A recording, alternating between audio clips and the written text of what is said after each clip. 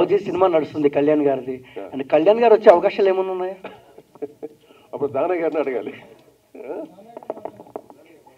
కళ్యాణ్ గారు పాలిటిక్స్లో బిజీగా ఉన్నారు.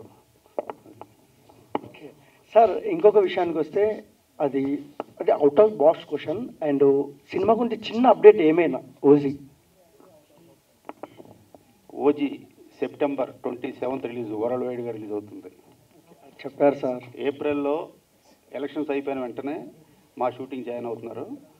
ఫినిష్ అయిపోయిన వెంటనే పోస్ట్ ప్రొడక్షన్ ఫినిష్ చేసి సెప్టెంబర్ 27th రిలీజ్ చేస్తున్నాం. 20 days అండి.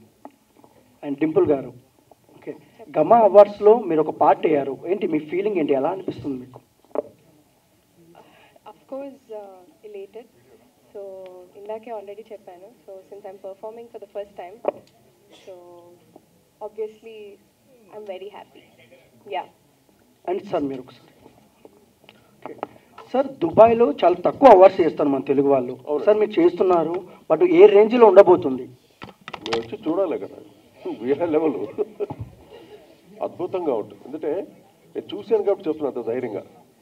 ఇంకో హామీ కూడా ఏంటంటే, మా టాలీవుడ్ హీరోస్ అందరూ వస్తే మట్టుకు, అంటే ఒక సీనియర్ మ్యూజిక్ డైరెక్టర్గా మా అందరి తరపున నేను రిక్వెస్ట్ చేస్తున్నాను, మీ ప్రెస్ మీ అందరి ఆశీస్సులతోటి అందరూ టాలీవుడ్ హీరోస్ అందరూ వస్తే మట్టుకు ఈ కార్యక్రమం వెరీ గ్రాండ్ సక్సెస్ అవుతుంది. So my request, my humble request to all the heroes, all the great technicians, stalwarts అందరికీ. సార్ కోటి గారు, సైమా అవార్డ్స్కి పోటీగా ఈ గామా అవార్డ్స్ ఉండబోతుంది. ఎవరికి? సైమాకి కొలతో పోటీని కాదండి, సైమావే గామావే. అంటే ఒక్కొక్క దానికి ఒక ప్రత్యేకత ఉంటుంది. గామా అవార్డ్ జెన్యూన్గా మేమందరూ ఒక, ఇప్పుడు ఆదిత్య గారు ఉన్నట్టే, ఆదిత్య పక్కా చాలా సీనియర్ మోస్ట్ డైరెక్టర్.